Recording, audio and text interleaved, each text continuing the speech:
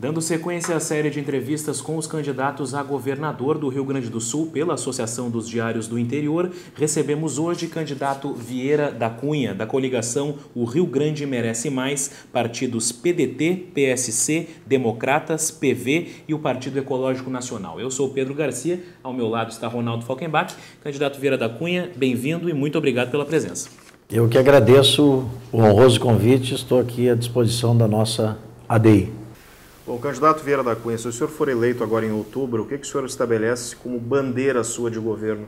Como todo trabalhista, a nossa prioridade das prioridades é a educação.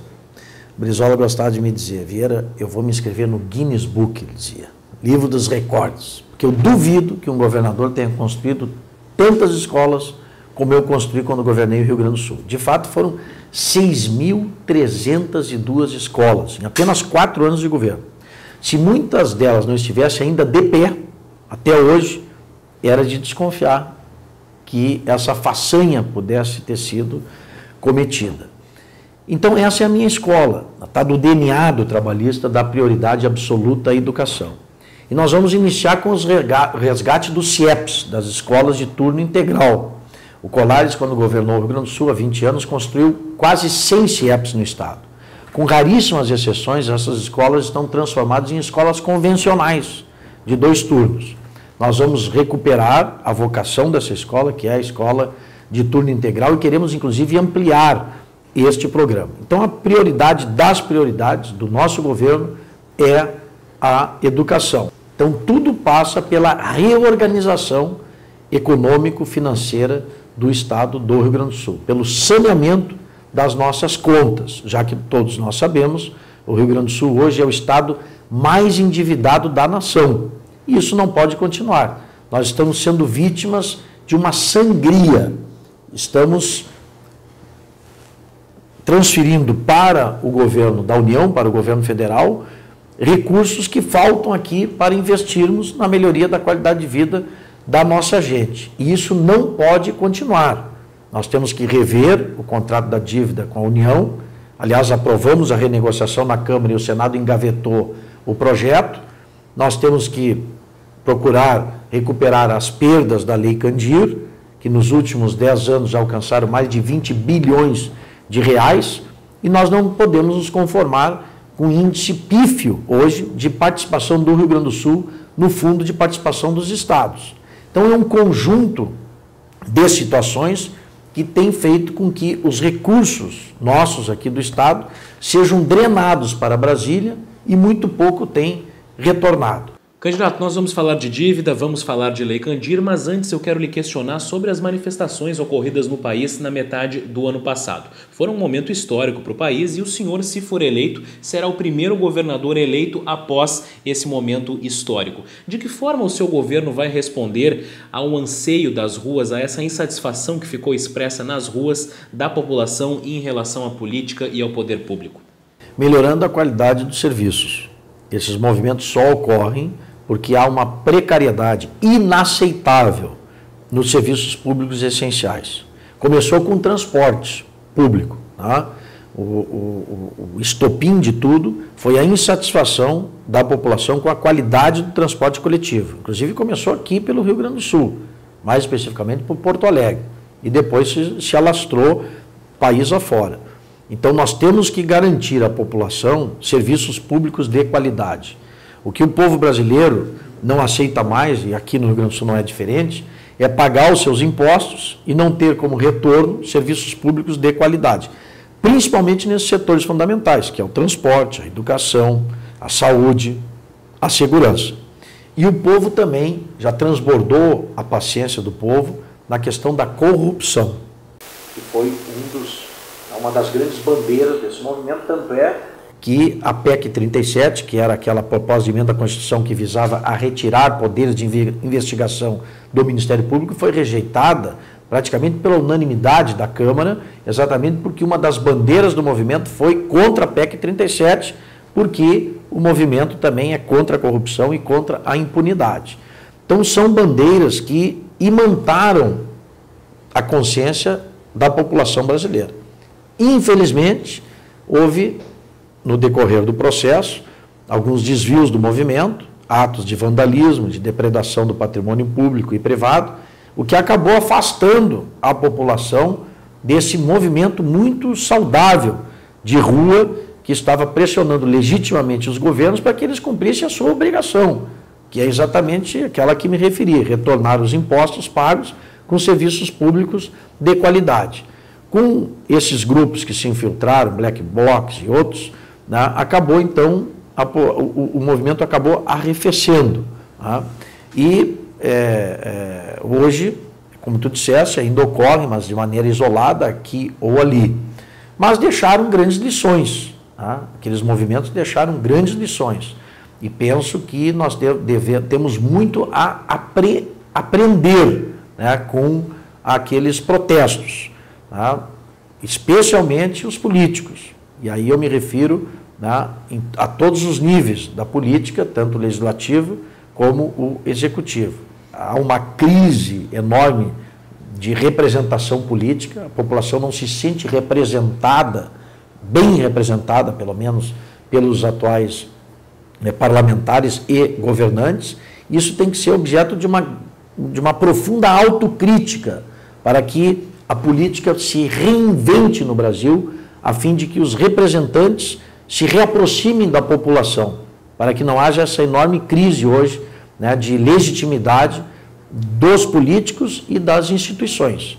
Porque isso é muito perigoso para o próprio regime democrático, na medida em que as instituições e os representantes eleitos, né, se distanciam, né, daqueles que lhe dão legitimidade, que é a população, é a própria democracia que entra em crise e que fica sob risco. E eu que já vivi, tenho 54 anos de idade, debaixo de uma ditadura, o que eu não quero é que volte uma ditadura, volte um período autoritário. Então nós temos que reinventar a política e temos que cada um de nós fazer a nossa parte, inclusive o eleitor, e eu diria até principalmente o eleitor, porque ninguém cai no governo de paraquedas e muito menos no parlamento, todos são eleitos pelo voto popular. Então essa reinvenção da política passa também, né, por um maior grau de consciência e de critério do eleitor na hora de decidir o seu voto. As pessoas têm que participar mais, têm que se informar mais, quem são os candidatos, o que representam, qual é a sua história, qual é o seu passado, quais são as suas propostas, para depois então decidir o seu voto. Chega de tratar o voto como mercadoria, um ato cívico de fortalecimento do regime democrático. Candidato Vieira da Cunha, tem um tema que a gente tem percebido quão importância os candidatos dão para ele, porque a maioria dos que nós conversamos até agora, às vezes começam a tocar nesse assunto antes mesmo de chegar a pergunta. O problema da dívida do Estado. Qualquer investimento que se pretende fazer hoje acaba sendo prejudicado em função dessa quantidade de recursos que o Estado precisa pagar para a União. Houve uma tentativa de votação no Congresso, acabou por pressão até do próprio governo federal não avançando. Como é que o senhor pretende, eleito, atuar para renegociar a dívida do Estado com a União? Bom, essa situação vem sendo elencada por todos os candidatos como prioritária, porque de fato ela é mais do que prioritária, é uma espécie assim de condição para que as outras coisas ocorram. O que adianta eu dizer que eu vou retomar o programa do CIEP, que eu vou aparelhar a polícia, que eu vou cuidar da saúde, que eu vou recuperar as estradas, vou concluir as obras inacabadas, né, se eu não tenho recurso para isso? Eu vou ser mais um a prometer e a iludir o povo. Então, tudo passa pela reorganização financeira do Estado. Para você ter uma ideia da gravidade da situação, basta referir que no ano passado, 2013, o déficit orçamentário do Estado do Rio Grande do Sul chegou à casa de 1 bilhão e 400 milhões de reais. Estou falando do orçamentário. Se eu falar no financeiro, ele se aproximou da casa dos 4 bilhões de reais. Então, veja, uma situação insustentável. As causas são várias. Mas uma das principais é esse contrato leonino, inadmissível, absurdo, que faz com que 13% da receita corrente líquida do Estado do Rio Grande do Sul vá para a União todos os meses. Isso faz com que o Estado tenha perdido a sua capacidade de investimento. O Tarso conseguiu investir, em média, apenas 5% da receita no seu triênio de governo. Para se ter uma ideia do que isso significa, basta eu lembrar que no governo Colares, que já deixou o governo há 20 anos, a média de investimento foi de 13% da receita líquida. Então, se passaram 20 anos, os problemas se avolumaram, as demandas estão aí e os recursos minguaram, diminuíram. Então, nós precisamos ter uma posição proativa em relação a esse contrato da dívida. Se o governo continuar insensível às nossas reivindicações de repactuação, não há outra saída, nós temos que questionar esse contrato judicialmente, bater as portas do Supremo Tribunal Federal e argumentos não nos faltam. O IGPDI se transformou, né, numa bola de neve, né, é um absurdo, tanto é que a própria presidente, como tu bem lembraste, mandou um projeto lá para o Congresso, no sentido de trocar o indexador e reduzir a taxa de juros, só que nós na Câmara aprovamos o projeto e o Senado engavetou. E engavetou por pressão do ministro da Fazenda. Então veja, é um governo que a presidente manda um projeto e o seu próprio ministro da Fazenda a desautoriza. Isso é um absurdo. Não tem explicação, não tem cabimento. Então, a minha posição sobre a dívida é muito clara. Nós temos que pressionar o governo para a repactuação, se o governo, não só no que diz respeito ao indexador e à taxa de juros, mas também quanto ao índice de comprometimento da nossa receita, que hoje é altíssimo, de 13%, e tem que ser reduzido para, no máximo, 9%. Mesmo que nós tenhamos, como de fato teremos, que ampliar, né, o prazo de pagamento. Bom, candidato, o senhor citou logo na primeira resposta a Lei Candir, e esse é um assunto que inclusive já foi pauta de eleições anteriores e é uma questão que preocupa sobretudo o setor exportador, porque houve uma queda de repasses da União para o Estado e com isso as empresas exportadoras não têm acesso às compensações que pela lei elas têm direito. E isso já fez inclusive com que algumas empresas, como por exemplo no setor fumageiro, levassem as suas operações para outros estados. O senhor enxerga margem para uma negociação com o governo federal em torno disso? Bom, eu sinceramente penso que o governador tem atuado com uma timidez inexplicável nesse assunto. Nos últimos 10 anos, o Rio Grande do Sul perdeu mais de 20 bilhões de reais em função da Lei Candir. E o artigo 91 do ato das disposições constitucionais transitórias, ele diz que tem que haver essa compensação. Só que até hoje não foi regulamentado. Evidente, o governo não tem interesse de regulamentar, porque uma vez regulamentado ele vai ter que aportar os recursos. Então hoje fica a seu critério. E há muito tempo o governo federal congelou o quantum que o Rio Grande do Sul tem recebido em função dessas perdas em cerca de 140 milhões de reais. E nos passam esse montante que é insuficiente, que não repõe as perdas, tanto é que elas têm se acumulado e no último decênio chegaram a esse valor de mais de 20 bilhões de reais. E eu acho um absurdo que o governador do Rio Grande do Sul, que é um dos estados mais prejudicados, né, com essa falta de regulamentação desse dispositivo, já não tenha liderado um movimento, né, nacional pela regulamentação do artigo 91 do ato das disposições constitucionais transitórias, para que nós possamos receber finalmente o que nos é de direito em relação à Lei Candir. Não é uma situação diferente a que nós vemos no Fundo de Participação dos Estados. Agora há pouco o Congresso modificou os critérios do FPE, contra o meu voto e da grande maioria da bancada gaúcha, porque nós vamos ainda diminuir o percentual, que já é baixo hoje, de participação do Rio Grande do Sul nesse fundo. Então, por qualquer ângulo que se olhe a relação federativa do Rio Grande do Sul com a União, nós estamos sendo prejudicados. Por muito menos nós fizemos a Revolução Farroupilha. Ficamos 10 anos peleando contra o governo central, por muito menos do que está acontecendo hoje com o Rio Grande do Sul. E qual é a postura do governo atual? É de complacência, é uma postura de submissão, de subordinação, incompatível com a tradição do Estado do Rio Grande do Sul. Independentemente de quem estiver no governo federal, seja quem for, num governo sob nossa responsabilidade, os direitos do Rio Grande do Sul serão respeitados. Nós vamos fazer valer os direitos do nosso Estado.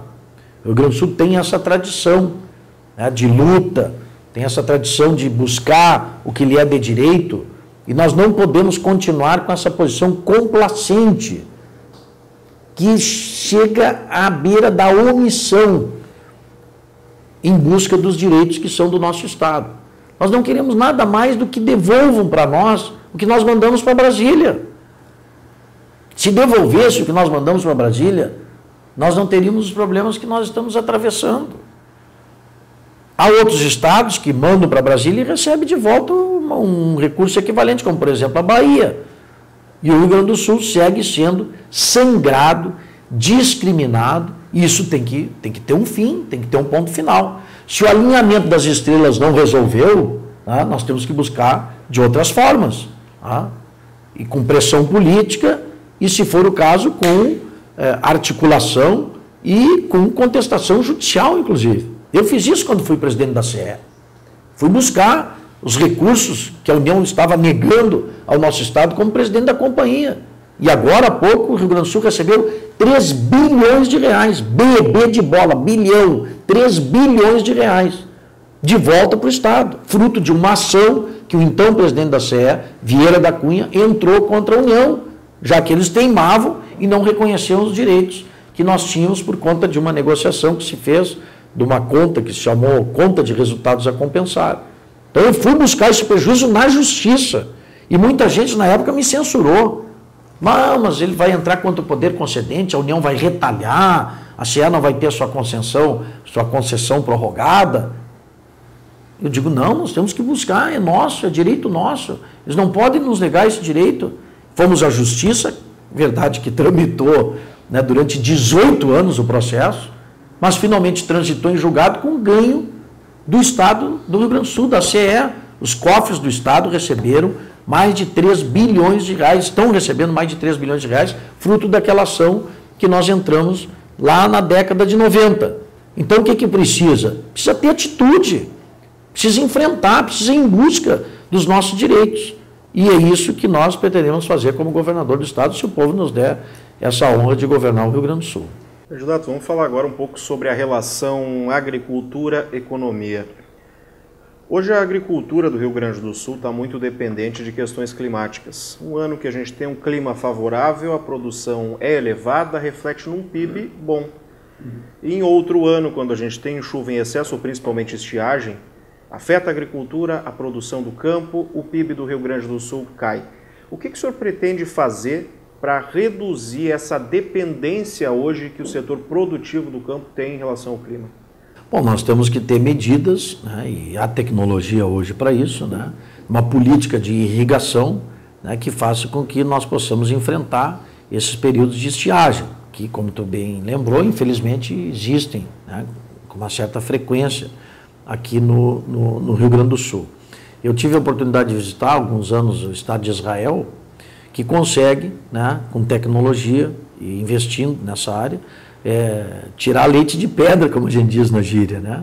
É uma região inóspita, né, toda de pedregulho, e eles conseguem produzir na base do investimento em tecnologia e na irrigação.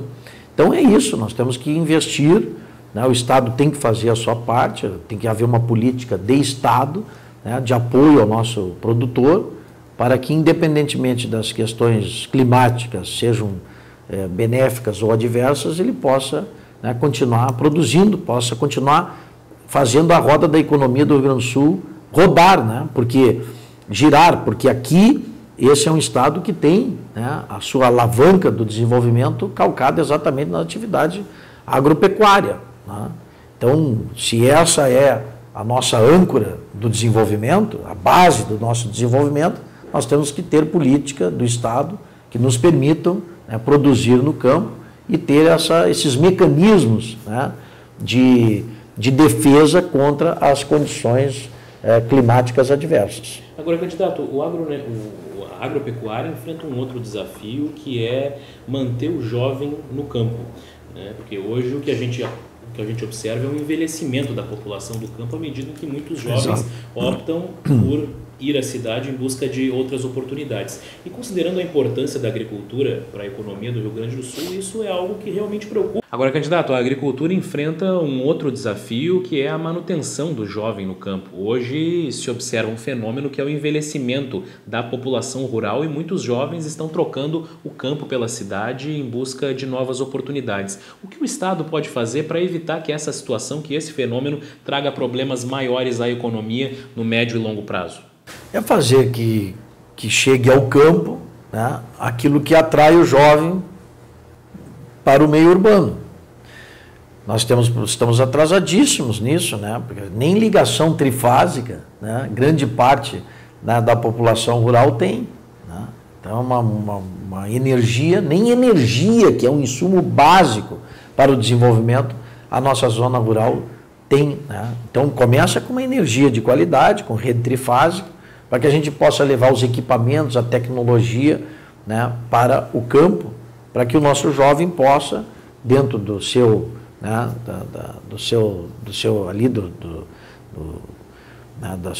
seu local de moradia, da sua região, no interior, as condições que fazem com que ele vá para a cidade. Isso envolve desde os insumos básicos para o desenvolvimento, como é o caso da energia que eu me referi, até uma escola de qualidade. Né? Por que o jovem emigra? Né? Por que ele sai? Ele sai em busca de uma escola de qualidade, que geralmente não há na sua região, sai em busca de trabalho, né? Sai em busca, né, da tecnologia, da modernidade. No momento em que nós conseguimos levar isso para o campo, isso não se faz da noite para o dia, não é um período de governo que se faz, mas é uma política, né, que tem que ser iniciada para levar para o campo essas condições. E a partir daí, então, é claro que nós vamos estancar, né, a imigração e mais. Podemos, inclusive, sonhar, né, e é um sonho realizável, de inverter essa corrente. Que na medida em que nós tenhamos condições no campo, muitos vão voltar, porque nós sabemos o que é viver numa grande cidade hoje. Né? Os problemas do trânsito, a poluição, né, a violência. Quem é que não quer viver, né, com a sua família com mais tranquilidade, no interior, com paz? Todos queremos. Agora, a questão são as condições para que o jovem possa constituir a sua família e criar seus filhos lá no interior, no campo. À medida em que nós criarmos essas condições, eu tenho certeza que a corrente migratória não só vai ser estancada, como pode até ter o efeito reverso. As pessoas vão voltar, vão querer voltar da cidade para o campo, né? E aí sim nós temos uma sociedade mais harmônica, desenvolvida de maneira mais harmônica. Né? Candidato Vieira da Cunha, um outro ponto, até relacionado a finanças também, diz respeito à máquina pública, né? Há algumas críticas de que a máquina pública ela é muito onerosa, ela tem um custo elevado para o cidadão e às vezes acaba não beneficiando ele como deveria. Se eleito, o senhor tem alguma meta, algum projeto nesse sentido, de tornar a máquina pública do Rio Grande do Sul mais enxuta? Eu te diria o seguinte: nós precisamos ter uma máquina pública eficiente. Nem sempre a eficiência quer dizer enxuta. Vou te dar um exemplo. Segurança pública. Nós, há 20 anos, tínhamos quase 30 mil policiais militares no estado do Rio Grande do Sul. Estou falando em 1994, governo Colares. Hoje, passados 20 anos, 2014, de 94 para 2014, tem quase 6 mil policiais militares a menos no Rio Grande do Sul. Agora, na Copa do Mundo, padrão FIFA, né? Pegaram os policiais do interior, trouxeram para Porto Alegre. Integraram as polícias, usaram a tecnologia no centro de comando em que havia câmeras, em lugares estratégicos, atuaram com inteligência, com planejamento e com integração. É a receita. Agora, para isso precisa ter recursos humanos e recursos materiais. Então, não pode se falar em enxugamento. O povo não quer enxugamento, o povo quer eficiência na prestação do serviço. A população quer eficiência. Claro que onde houver inchaço, nós temos que enxugar. Onde houver desperdício, nós temos que combater. Mas eu não sou da turma do Estado mínimo. Eu sou da turma do Estado necessário. necessário para prestar um bom serviço à população. Candidato, já que o senhor tocou nesse assunto, como tornar a máquina pública mais eficiente? Porque hoje os serviços públicos não atendem o anseio da população, não tem o desempenho, a agilidade, a eficiência que a população espera. Nós temos aí obras que demoram muito para sair, quando começam demoram muito para terminar, enfrentam uma série de entraves burocráticos. Como superar isso? Eu te diria que é um conjunto de medidas. Tá? Primeiro, não é uma fórmula mágica, né? Porque são problemas estruturais que vieram se acumulando ao longo do tempo. Tem que ter uma linha, né, de governo, que é exatamente a busca da eficiência da máquina pública. Então, para que a máquina pública seja eficiente, ela não pode ser inchada, né? Ela tem que ter princípios que são princípios de austeridade. Né? Nós temos que estancar os ralos por onde se esvai o dinheiro público, que são principalmente o desperdício e a corrupção. Tem que ter uma política de combate efetivo à corrupção.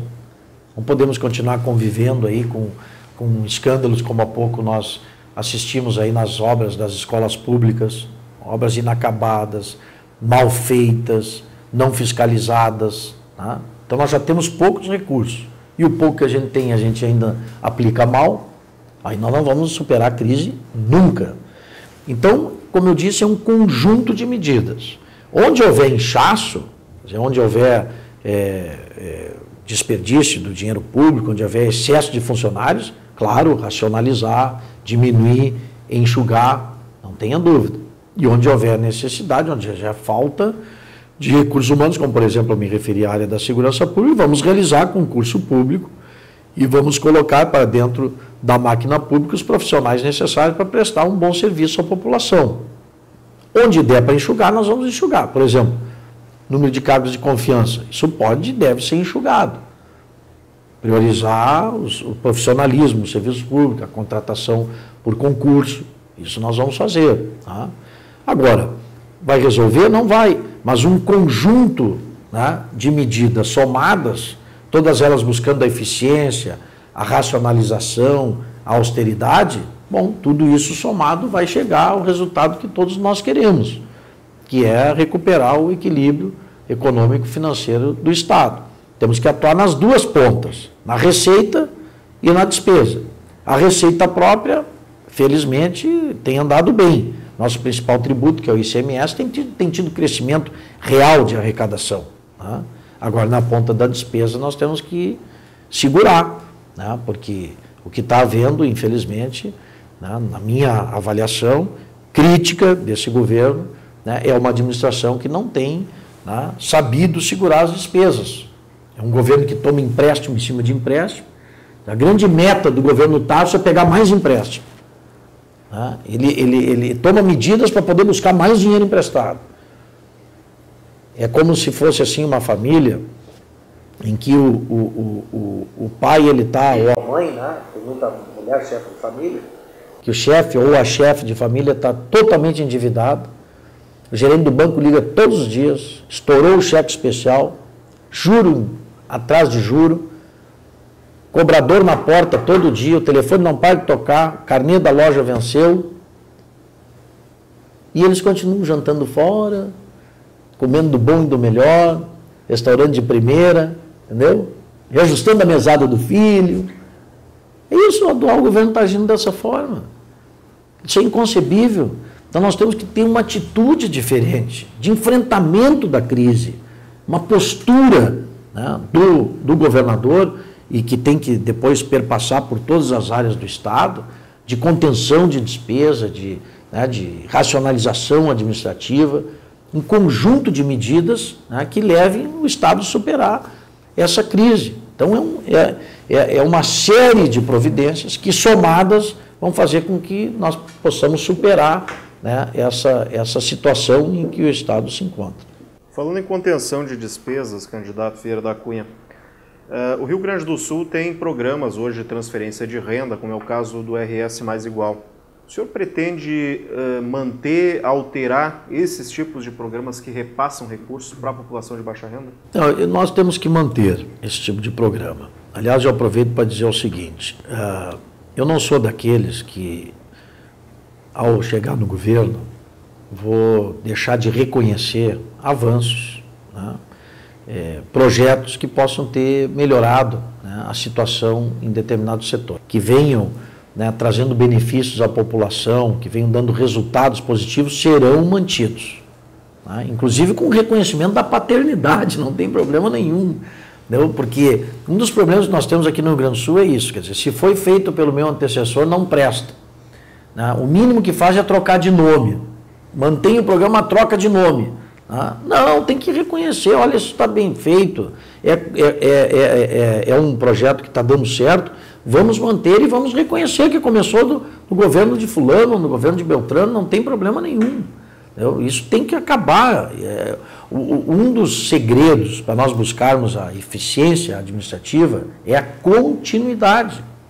Mas não precisa ser continuidade com os mesmos, tá? É salutar, faz bem para a democracia, oxigenar o poder político, renovar. Tá?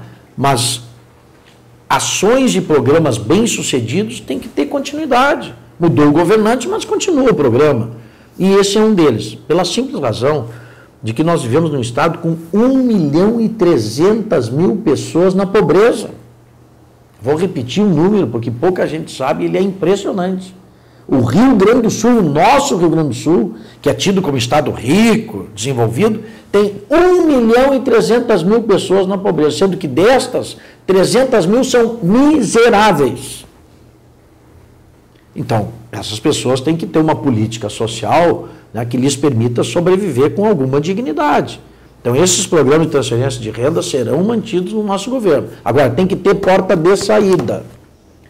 Não adianta dar uma bolsa, uma complementação de bolsa, e as pessoas com isso, né, se eternizarem ali com a mesada do governo.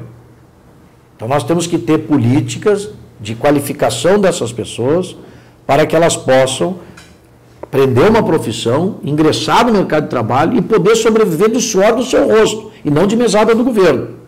E isso é o que tem faltado, infelizmente, tanto de parte do governo federal como de parte do governo do estado. Então nós vamos manter a política social, mas com porta de saída, ou melhor, porta de entrada dessas pessoas no mercado de trabalho. Candidato, qual vai ser a sua estratégia para atrair novos investimentos para o Rio Grande do Sul? Bom, primeiro criar um ambiente, né, em que o empreendedor, que o investidor, que o empresário se sinta bem recebido, coisa que não existe hoje no Rio Grande do Sul. Tá? Não existe. Então nós temos que criar essa política de atração de investimentos, de novos empreendimentos. As pessoas têm que saber que aqui no Rio Grande do Sul, os empreendedores, os empresários vão ser muito bem recebidos e vão ter, de parte do governo do estado, um parceiro para que eles possam desenvolver os seus negócios no ambiente de confiança. Essa é a palavra. Então nós temos que dar segurança jurídica, eles têm que saber que os contratos firmados serão respeitados, tem que ter um ambiente de negócios aqui, né, em que o empresário se sinta atraído, se sinta bem recebido, se sinta respeitado e se sinta seguro. Então, esse é um compromisso que nós assumimos, até porque nós precisamos dessas parcerias, inclusive das chamadas PPPs, as parcerias público-privadas. Que, aliás, é a pergunta na sequência, então eu já vou lhe fazer. O que o senhor acha das PPPs? O senhor pretende utilizar as parcerias públicas-privadas no seu governo? Com certeza. Agora, com uma ressalva. Serão parcerias público-privadas que serão firmadas de maneira transparente e com modicidade tarifária. Eu era deputado no governo Brito, eu votei contra o sistema de pedágios do governo, não porque eu seja contra o pedágio em si, não tem nenhum tipo de preconceito com o pedágio, mas o que não pode é o sistema de concessão se transformar num instrumento de exploração da população, que nós já tínhamos as estradas construídas com dinheiro público. Os concessionários passaram um vernizinho ali de asfalto, botaram os olhinhos de gato e começaram a cobrar tarifas altíssimas da população. O povo gaúcho se sentiu, com razão, explorado. Por isso que existe uma grande aversão do povo gaúcho ao sistema de pedágio. porque foi mal implantado no Rio Grande do Sul. Então, parceria público-privada, sim. Exploração, não. Então, nós temos que ter editais de licitação que façam que haja o chamado, que é uma expressão da iniciativa privada, um jogo de ganha-ganha, né? Quer dizer, tem que ser bom para o Estado, tem que ser bom para o investidor, tem que ser bom para o usuário, principalmente. Porque o usuário, se tem uma estrada construída com recursos privados, que está bem conservada, bem sinalizada, que ele vai trafegar com segurança, ele não se importa de pagar o pedágio, desde que o preço seja justo. Então é isso que nós temos que ter aqui no Rio Grande do Sul, um sistema de concessão, né, que tenha como norte esses princípios, principalmente esse da modicidade tarifária. É o que nós pretendemos fazer. Candidato, já que o senhor falou em estradas, eu vou antecipar a pergunta, porque no ano passado o governo tomou a medida de assumir a responsabilidade da parcela da malha rodoviária que desde os anos 90 estava concedida para iniciativa privada. Houve redução na tarifa de pedágio, algumas praças inclusive foram extintas, mas a medida de certa forma ainda é controversa porque existem queixas em algumas regiões quanto à qualidade do serviço que vem sendo oferecido pela empresa gaúcha de rodovias. Se o senhor for eleito, de que forma o Estado vai tratar essa questão das estradas? As parcerias com a iniciativa privada vão ser retomadas? Sim, sem prejuízo da atuação da EGR, pelo menos enquanto ela se fizer necessária. Porque o que ocorre? É que muitas vezes as pessoas não entendem, achando que há uma sobreposição, né, do DAER com a EGR, por exemplo. Não. A EGR ela foi criada e existe para cuidar das estradas pedagiadas. Porque o que acontece? Como o atual governador, ele preferiu não prorrogar os contratos de concessão, ele extinguiu as concessões, alguém tinha que cuidar das estradas pedagiadas, sob pena do DAER voltar a assumir tudo. E nós sabemos, nós que transitamos pelo Rio Grande, sabemos a situação que estão as estradas que o DAER tem o dever de cuidar. O DAER está sucateado, o DAER não tem estrutura e condições para dar a manutenção devida às nossas estradas. Então, como o governador não prorrogou os contratos de concessão, ele tinha que ter uma estrutura para cuidar dos trechos pedagiados, e criou então a EGR.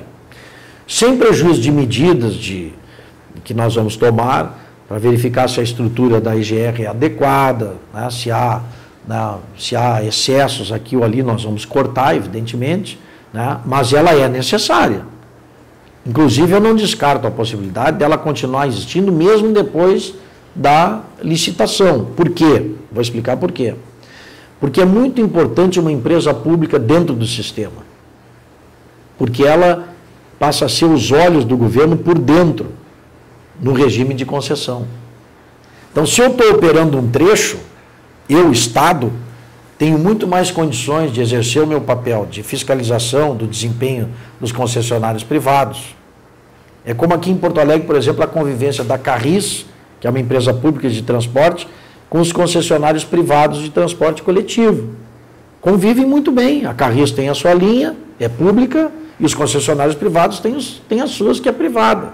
E nós podemos até comparar a qualidade do serviço que uma empresa pública oferece com aqueles que a iniciativa privada está oferecendo.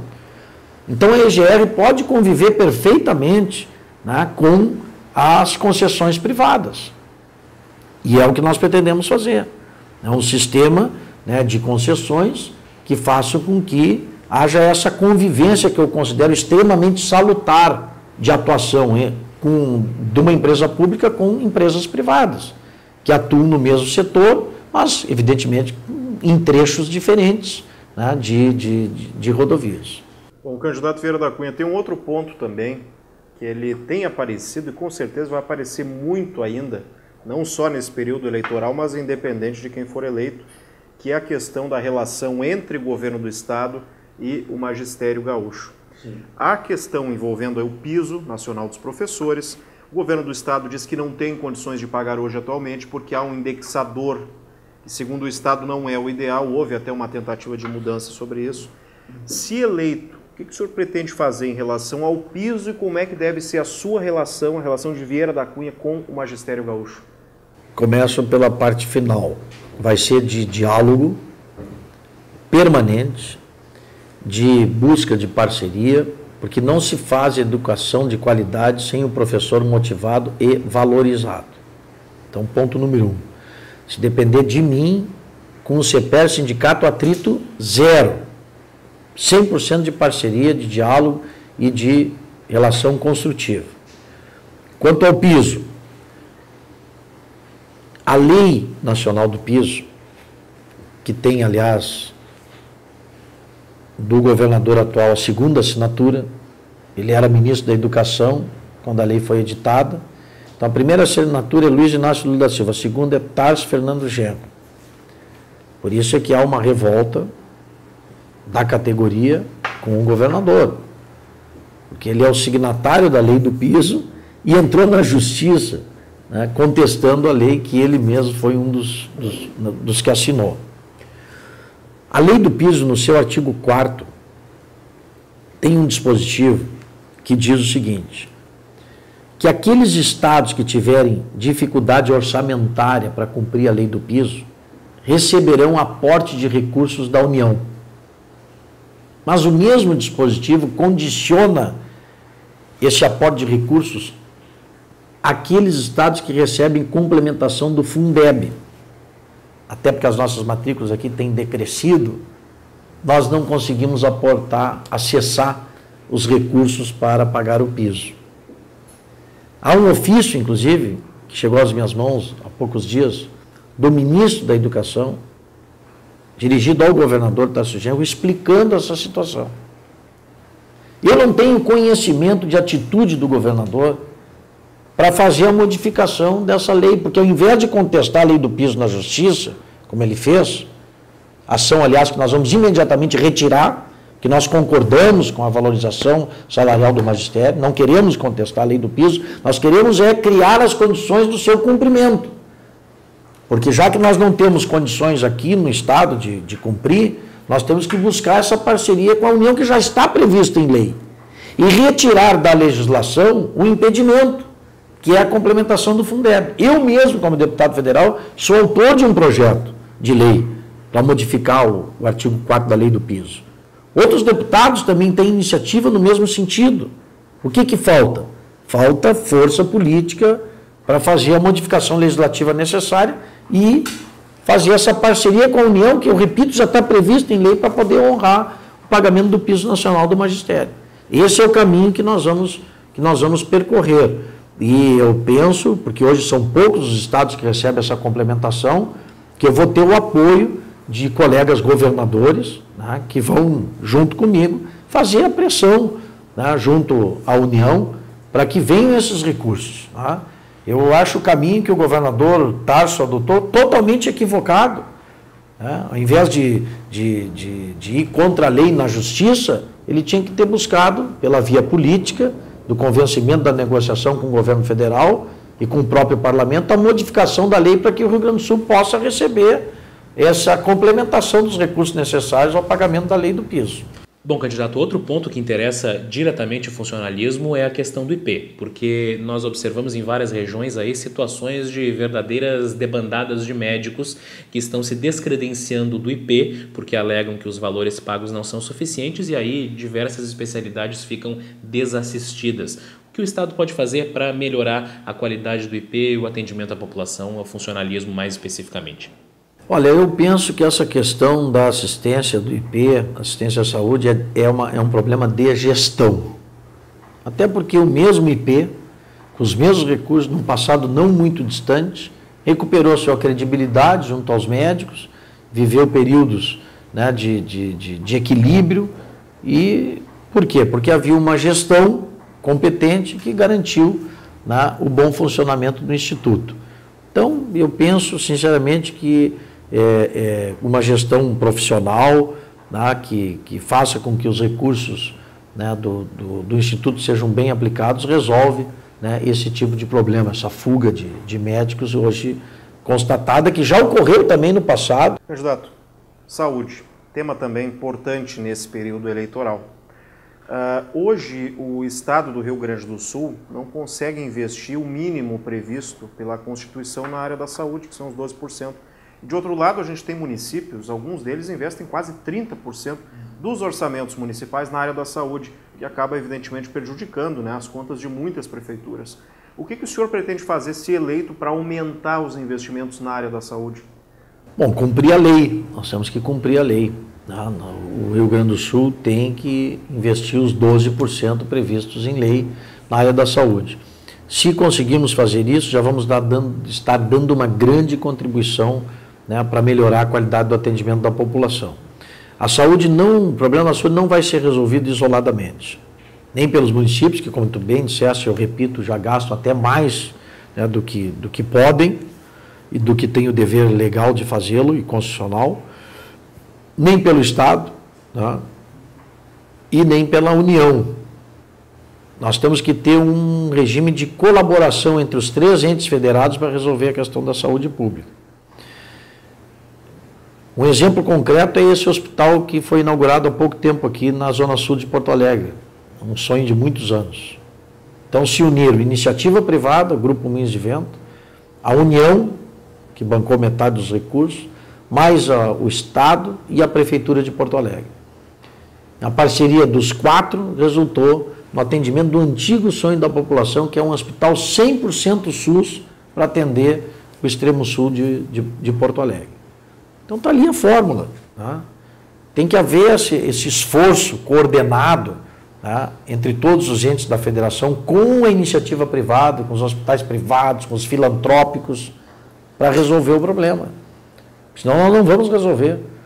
Não há pesquisa que se faça, tanto em nível nacional como aqui no Rio Grande do Sul, que não elenque a saúde como problema número 1 da população, disparadamente.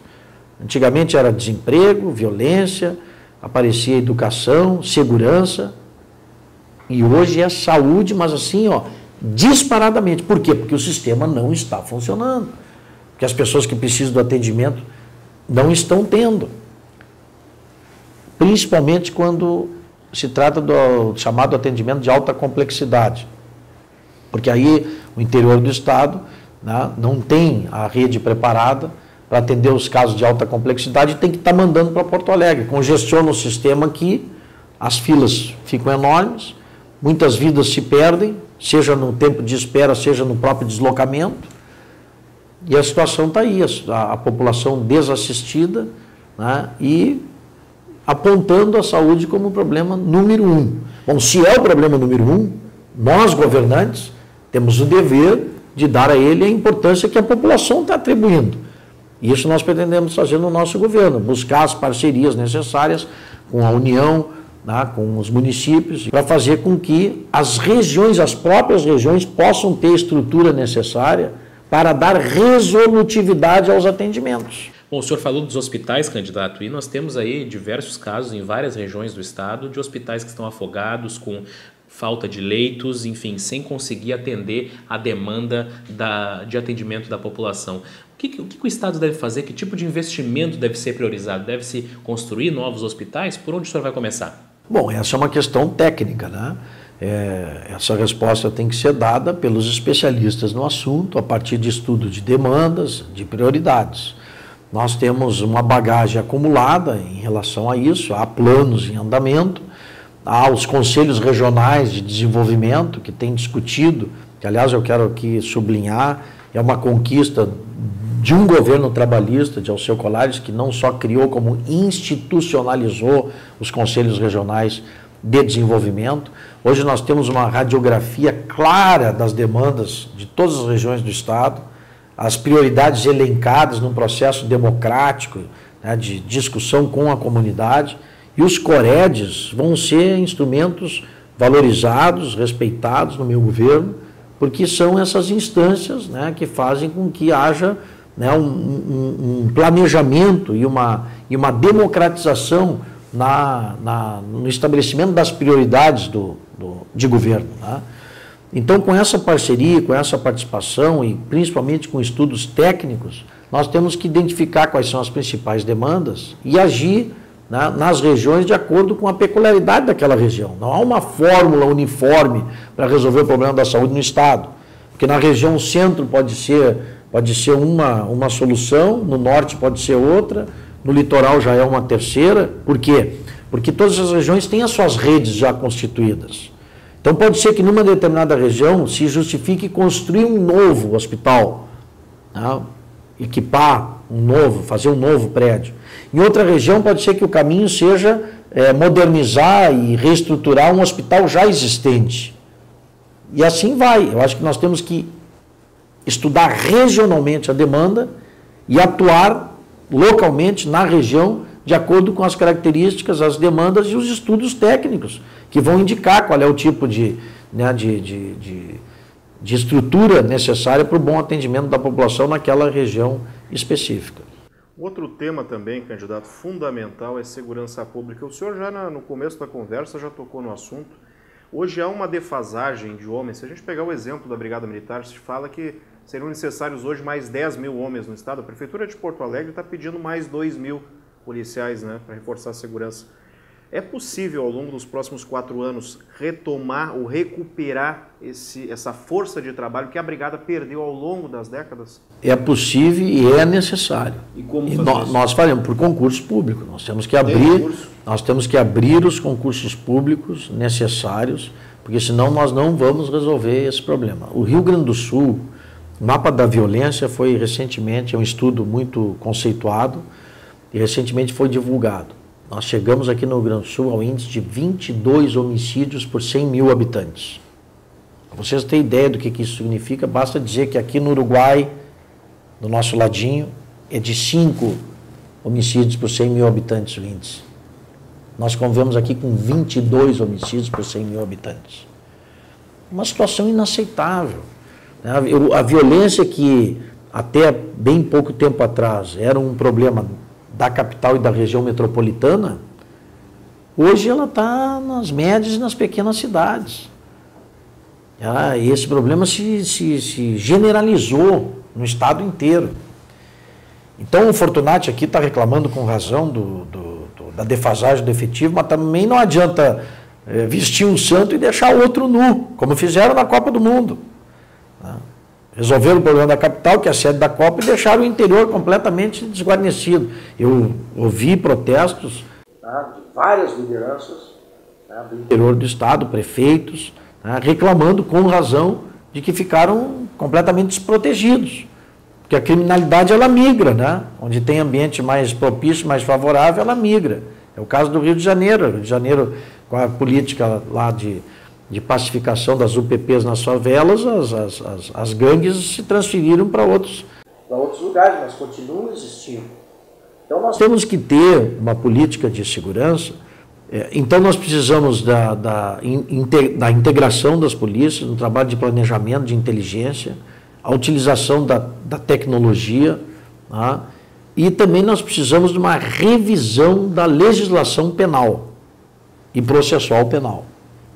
E aqui fala um membro do Ministério Público, que tem tentado dar a sua parcela de contribuição na atuação como deputado federal. E não tem conseguido. E por que não tem conseguido? Exatamente porque não está havendo, por parte do poder político, e principalmente dos governadores, que têm constitucionalmente essa responsabilidade de prestar o serviço de segurança à população, a mobilização e a pressão política necessárias para a reforma do Código Penal, do Código de Processo Penal e da própria legislação de execução penal e do próprio Estatuto da Criança e do Adolescente. Há uma exceção honrosa, o governador Geraldo Alckmin, que esteve várias vezes no Congresso e continua militando na causa de reforma do ECA, do Estatuto da Criança e do Adolescente, naquele dispositivo que hoje diz que, independentemente do crime praticado, o adolescente fica no máximo 3 anos internado e tem que ser compulsoriamente liberado, o que é um absurdo. Então nós estamos lutando para modificar esse dispositivo legal e com a pressão política do governador de São Paulo. O que tem feito o governador do estado do Rio Grande do Sul nesse sentido? Absolutamente nada. Nós temos que acabar com essa questão de dar progressão de regime, livramento condicional e outros benefícios, sabendo que o preso vai sair na primeira esquina, ele vai praticar um crime tão grave ou mais grave ainda do que o levou à prisão. E para isso nós temos que ter o exame criminológico. Está lá um projeto, há anos tramitando, que eu não consigo aprovar. Como governador, é claro que nós vamos ter mais poder político para fazer essa pressão sobre o Congresso Nacional, para que nós possamos ter, né, uma legislação penal e processual penal mais rígida, né, que possa dissuadir aqueles que querem seguir o caminho do crime. Hoje cumpre um sexto da pena e vai para a rua. O sistema semiaberto não funciona e a população não aceita mais isso. Aí nós temos a obrigação de revisar essa legislação. E também dotar, e aí um outro ponto importante na área da segurança, o sistema penitenciário de condições, né, de receber a população carcerária. Nós estamos convivendo aqui em Porto Alegre, em plena capital do estado, com uma das piores cadeias do país, que é o Presídio Central de Porto Alegre. Isso é uma vergonha para todos nós gaúchos. Isso é inadmissível. O governador já foi denunciado a organismos internacionais pela omissão em resolver esse problema. Pois é, candidato, nós estamos nessa situação calamitosa do Presídio Central de Porto Alegre, mas em outras regiões não é diferente. Nós temos por todo o estado aí presídios superlotados, com problemas muito sérios de infraestrutura. De que forma o seu governo vai agir para minimizar esse quadro dramático? Ele pode e deve construir os chamados presídios regionais, presídios que não tenham superpopulação carcerária, e cada região tem que resolver esse problema, né? Porque os presos têm uma origem, têm uma procedência, né? São presos que têm, né, que têm uma determinada origem, de onde eles vêm. E hoje nós temos uma concentração absurda ali no complexo de Charqueadas e aqui, né, na capital. Já há uma política em andamento no sentido de dotar o estado de mais estabelecimentos regionais. Nós temos que dar continuidade a essa política e acelerar esse processo. No último debate que eu tive com o governador, ele disse, não, mas nós já estamos fazendo, nós estamos esvaziando o Presídio Central, tudo no gerúndio, né? Fazendo, esvaziando. Está terminando o governo e eles continuam fazendo, esvaziando, vamos fazer, vamos, quer dizer, né? E não acontece, não chegaram até o absurdo de falar que iam desativar o Central. E eu digo que é um absurdo, porque eu fui promotor de execuções criminais. Eu fazia inspeção nos presídios. Como é que Porto Alegre, a capital do estado, vai prescindir de ter um estabelecimento penal para onde vão os presos em flagrante, os presos preventivamente, aqueles que estão aguardando ainda a decisão judicial? Vamos botar onde essa gente? E sem eu referir aqui o índice de criminalidade, se nós formos a Porto Alegre é uma coisa impressionante. Porto Alegre, no mapa de violência, tem um índice de homicídios de 42,4 por 100 mil habitantes. O Rio Grande do Sul já é alto, que é de 22, Porto Alegre tem 42,4. Para vocês terem uma ideia, Rio de Janeiro tem 21,5, São Paulo baixou para 15,4, São Paulo capital, o índice de homicídios. Então, antigamente se dizia que Rio e São Paulo eram cidades violentas. Compara com Porto Alegre. Vou repetir, hein? Porto Alegre 42,4, Rio de Janeiro 21,5 e São Paulo 15,4 homicídios por 100 mil habitantes. Rio e São Paulo, cidade violenta, é coisa do passado. Agora, Porto Alegre é a cidade violenta. E isso está presente no estado, porque, como eu disse, infelizmente, a violência já bateu a porta das médias e das pequenas cidades do interior também. Nós temos que inverter isso. Como? Com uma política de segurança pública, de Estado, como o Rio de Janeiro e São Paulo fizeram de uns anos para cá e agora estão colhendo os frutos, os resultados dessa política. Estão investindo, estão aparelhando a polícia, estão recrutando gente, adotando o estado dos recursos humanos e materiais necessários para combater efetivamente essa escalada de violência e de criminalidade. Bom, candidato Vieira da Cunha, voltando a um assunto que a gente abordou lá no início da entrevista, das manifestações do ano passado, do meio do ano passado, o principal ponto levantado pelas mobilizações foi justamente a questão do transporte, reajuste da tarifa, o impacto no bolso do trabalhador, a qualidade do serviço. Se eleito, o senhor acredita que há espaço para que o Estado consiga reduzir o valor da tarifa do transporte urbano e mais há como o Estado subsidiar a tarifa do transporte?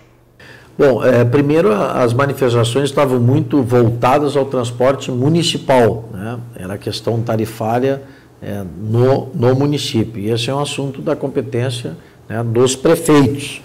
Aqui em Porto Alegre, por exemplo, o Fortunati está tomando as medidas, né, necessárias, inclusive fazendo uma licitação, né, do sistema de transporte. A primeira resultou deserta, né, nenhuma empresa compareceu, mas vai haver agora uma nova tentativa, né, de uma licitação. A licitação está prevista na Constituição. Nós temos que fazer a licitação, inclusive, em nível estadual. Temos as linhas intermunicipais, né, transporte estadual, e que não são licitadas há muito tempo, né? Então, nós precisamos cumprir a lei, né, respeitar a Constituição, realizar essas licitações e, com base nos contratos que se firmarem, né, nessas licitações, exigir dos concessionários qualidade na prestação do serviço, né? E a tarifa, ela é resultante, né, de uma realidade de custos que nós temos, né? Não dá para fazer mágica, né? Não existe almoço grátis, como se diz, né? Inclusive, há uma política de isenção tarifária que acaba repercutindo no próprio valor da tarifa. Muita gente não paga, né? Aqui em Porto Alegre, por exemplo, há uma lei municipal que baixou de 65 para 60 anos a gratuidade. Então, alguém acaba pagando esse custo, né? Então, há uma necessidade de revisar todo o sistema, inclusive essa política de isenções, né, que acaba onerando, às vezes, aquele que mais está em dificuldade para pagar a tarifa, acaba pagando por um que, por ter mais de 60 anos, mesmo tendo uma condição socioeconômica estável e boa, ele acaba não pagando e o operário que está desempregado paga por ele. Isso é uma inversão de valores, é absurdo.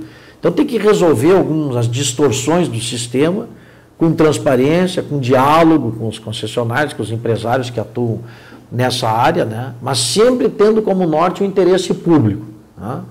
Você buscando um serviço de qualidade e qualificado. Eu penso que é assim, né? Com transparência, com diálogo, né? E realizando as coisas, né, de acordo com o que prevê a legislação e a própria Constituição, nós vamos conseguir qualificar o serviço de transporte, pelo menos no que diz respeito à nossa competência, né, que é o serviço intermunicipal de passageiros, né. Aliás, quanto ao transporte, se me permite rapidamente, né, nós temos que também falar da questão do transporte de cargas, né, que é um problema sério aqui no Rio Grande do Sul, porque a precariedade das nossas estradas acaba, né, onerando muito aqueles que têm que utilizar das nossas rodovias para escoar a sua produção, né. E temos um problema sério aqui também, que é a subutilização das nossas hidrovias. O Rio Grande do Sul foi aquinhoado, né, pela natureza. Tem 3 estados no país, 3 só. Nós temos 27 estados da federação e só 3 têm rios navegáveis. Amazonas, né, São Paulo e Rio Grande do Sul. E sabe quanto representa o transporte de carga por hidrovia, né, no volume de transporte geral do Estado? 3%. Nós só escoamos 3% das nossas mercadorias via fluvial. E por quê? O superintendente de portos e hidrovias está sucateado. Nós temos 3 ou 4 dragas, nenhuma funciona, né? Então, nem o serviço de dragagem, de manutenção dos nossos canais é feito pelo Estado. Então, isso tem que acabar. Nós temos que investir em outros modais de transporte, até para desafogar as nossas rodovias, né? É um transporte mais barato, menos poluente, né? E isso vale também para as ferrovias, né? Bom, aproveitando esse gancho, candidato, nós vamos passar agora para as perguntas enviadas por veículos associados da ADI, tratando de demandas regionais, e a primeira pergunta é justamente a respeito disso, uma pergunta enviada pela região Centro-Oriental, Jornal do Povo de Cachoeira do Sul, que pergunta qual a importância da navegação fluvial em seu projeto de governo e qual o seu compromisso com a dragagem do Rio Jacuí e o aparelhamento do Porto de Cachoeira. Bom, primeiro é a minha terra natal, né? Então eu, como cachoeirense, né, quero aqui reafirmar, né, o meu compromisso com o desenvolvimento de Cachoeira e de toda a região. e o compromisso é total, né? E no que estiver sob responsabilidade do Estado, né, nós faremos, né, para que nós possamos colocar, né, o transporte hidroviário, né, dar ao transporte hidroviário o espaço, né, que ele merece e que o Rio Grande do Sul precisa, né? E em Cachoeira há essa estrutura, né, subutilizada, em razão exatamente, né, daqueles elementos que eu me referi, né? Não há uma prioridade, não há uma atenção de parte do Estado naqueles serviços básicos, né? Como, por exemplo, esses de dragagem, né? Então, eu penso que há toda a própria natureza, né, nos concedeu toda essa potencialidade e que, por incompetência, né, e desestruturação do governo, não tem sido aproveitada. E essa é uma meta que nós perseguiremos num governo sob nossa responsabilidade. Então, aliás, candidato, da sua região tem mais uma pergunta também de 2 setores importantes por lá. Como o senhor pretende atuar para o desenvolvimento da cadeia produtiva do arroz e da cadeia produtiva da soja? Como é que o Estado pode auxiliar no desenvolvimento dessas culturas?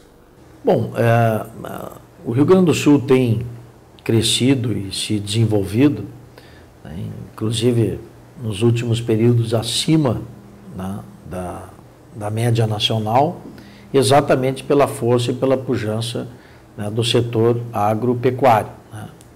E o arroz e a soja são 2 produtos que têm liderado, né, esse processo, né, de crescimento da nossa economia.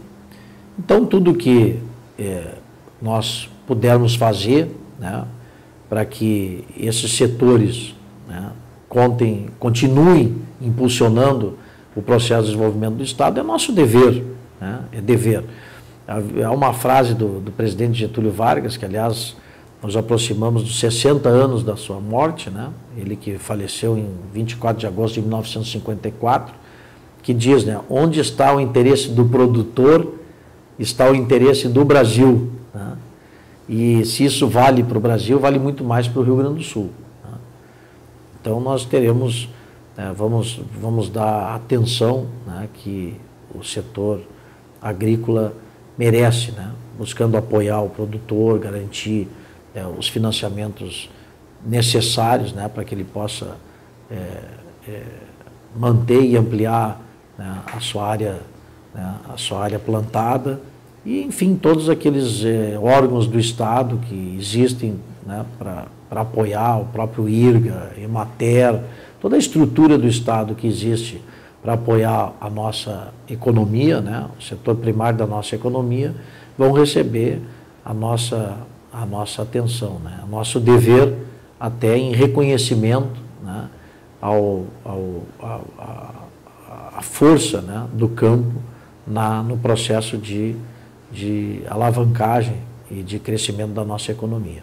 Candidato, uma pergunta enviada pela região Nordeste, jornal Folha de Caxias, diz que a Serra Gaúcha tem problemas de infraestrutura que prejudicam a logística da distribuição da produção agrícola e metalmecânica. E lhe pergunta, se eleito governador, a população da região pode contar com a duplicação e o pedagiamento da Rota do Sol entre Caxias do Sul e Lajeado Grande? Existe também a demanda da duplicação da RS 122 entre Caxias e São Vendelino. E, por fim, como o senhor pretende tratar a construção do aeroporto regional de Vila Oliva? Bom, são todas reivindicações, né, que são reivindicações justas, né? Agora, tudo isso requer investimentos, né? E aí nós voltamos, né, ao ponto inicial da nossa conversa. O Rio Grande do Sul tem que recuperar a sua capacidade de investimento para poder atender essas justas demandas regionais. A questão do aeroporto, né, ela também envolve um processo de articulação com o próprio governo federal. Eu tenho acompanhado, né, as gestões do prefeito Alceu Barbosa Velho, no sentido de que Caxias tenha, né, essa infraestrutura aeroportuária, né, necessária para que Caxias continue crescendo e se desenvolvendo, né? São todas reivindicações justas e o Estado, dentro da sua realidade, né, econômico-financeira, vai fazer a sua parte, né, para que essas demandas sejam atendidas. Demandas também, candidato, aparecem na pergunta enviada pela região metropolitana, jornal IBA. Por exemplo, duplicação da ERS 240 entre Portão e Montenegro, que há um impasse entre DAIR e EGR. Tem também a 287, ligação da região com Porto Alegre, com o centro do estado. Não recebe manutenção adequada por parte do DAIR. Então a pergunta do jornal IBA é a seguinte, candidato. O que o senhor pretende fazer em relação ao DAIR e o que é possível fazer para melhorar a infraestrutura da região, especificamente da região do Vale do Caí? O DAIR precisa ser reestruturado, né? É de domínio público, né? Que é um órgão que foi, né, sendo sucateado ao longo dos anos e que hoje não tem, né, a estrutura necessária para fazer esse trabalho tão importante, né, de conservação, né, e de manutenção das nossas rodovias. Então, as estradas que estão, né, sob os cuidados do DAIR, via de regra, estão em situação, né, de extrema precariedade. Então, nós temos a obrigação de reestruturar o DAIR para que ele faça, para que ele cumpra, né, a sua missão. Eu fico, inclusive, imaginando, né, quantos acidentes, né, quantas vidas, né, e quantas mortes e quantos feridos, né, nós poderíamos ter a menos se as nossas estradas tivessem, né, condições de trafegabilidade. Então essa questão precisa ser enfrentada, né, a reestruturação do DAIR. Quanto às demandas específicas, sobre seja manutenção, seja ampliação, seja duplicação de rodovias, tá, nós temos que partir para as parcerias público-privadas, tá, porque o Estado, como eu já respondi num item anterior, né, ele não dispõe dos recursos necessários para fazer frente às demandas, né, que são generalizadas hoje no Estado, né, porque elas foram se avolumando, haja vista essa precariedade do DAIR, né, elas foram se avolumando e hoje nós temos que tomar um conjunto de medidas que passam pela reestruturação do DAIR, né, por garantir eficiência e atuação da EGR e por licitações para conceder à iniciativa privada trechos de rodovias, né, para que nós possamos ter, né, no estado do Rio Grande do Sul um conjunto de obras, né, que permitam que a nossa malha rodoviária seja recuperada e que atenda com qualidade a população usuária. Bom, de certa forma o senhor já respondeu essa próxima pergunta, mas eu vou lhe fazer porque, afinal de contas, foi a pergunta enviada pela região Noroeste, jornal O Nacional, diz que Passo Fundo é polo de uma importante região em que a logística é fundamental para o desenvolvimento. E aí ele pergunta sobre dois projetos de duplicação, o da ERS 324, entre Passo Fundo e Casca, e o da ERS 135, entre Passo Fundo e Erechim, ambos parados no governo do estado. Qual a promessa ou proposta do candidato para viabilizar a duplicação destas duas importantes rodovias? Assim como várias outras obras, né, que estão paradas, inconclusas, outras sequer iniciaram. Então nós temos muitos gargalos, né, em várias regiões do estado. Estas obras já estão identificadas e elencadas como prioridade pelos COREDs, pelos Conselhos Regionais de Desenvolvimento. Nós temos esse quadro, né, muito bem definido, né, pelos COREDs, então nós sabemos o que temos que fazer e onde temos que atuar, né. O que nós precisamos é tomar um conjunto de providências administrativas, seja na recuperação e reestruturação do DAIR, seja na atuação eficiente da IGR, seja, né, nas licitações em busca de parcerias público-privadas que nos permitam, né, concluir as obras que estão em andamento, de um lado, realizar as obras novas necessárias e conservar as estradas, manter as estradas e dotá-las de qualidade para que os nossos usuários possam trafegar com segurança. Acho que essa sua resposta, candidato, se aplica também à pergunta enviada pela Gazeta do Sul, da região dos Vales, sobre a duplicação, necessidade de duplicação da RSC 287, principalmente no trecho Santa Cruz-Venâncio. Exatamente, vale a mesma resposta, né? É um trecho de alta trafegabilidade, né? E nós temos que ir em busca, né, de uma fórmula que faça com que haja os investimentos necessários, né, para que os usuários possam trafegar com segurança. Bom, para a gente terminar, candidato, mais uma pergunta da região Vale do Rio Pardo. O senhor sabe que a fumicultura é a base econômica dos municípios que compõem a região do Vale do Rio Pardo, mas há uma preocupação muito grande, afinal de contas, nos últimos anos vem surgindo uma série de restrições em nível de legislação, em nível de resoluções de agência reguladora, que geram preocupação com a subsistência da produção fumageira no médio e longo prazo. Qual será o seu posicionamento enquanto governador em relação à cadeia produtiva do tabaco? Não pode ser outra que não de defesa da nossa economia, né? Dos interesses da região, né? A indústria do tabaco, nós sabemos que há toda uma política, né, de restrição, né, em função dos conhecidos malefícios, né, que o fumo causa à saúde, mas o fato é, né, que enquanto existirem fumantes, né, vai existir a produção do cigarro, né? E se esse produto não for fabricado aqui, vai ser fabricado em outro lugar, gerando emprego e renda em outras regiões, aqui ou no exterior. Então eu penso que nós temos, eu como governador tenho o dever, né, de defender os interesses de uma região, né, que tem o seu desenvolvimento, a sua geração de emprego e renda intimamente associada a esse produto. Então, a indústria do fumo, os produtores, né, de fumo da região, os trabalhadores, vão contar com a minha parceria no sentido de nós preservarmos, né, os empregos, né, e fazermos com que essa atividade continue gerando, né, renda, né, para aquela região.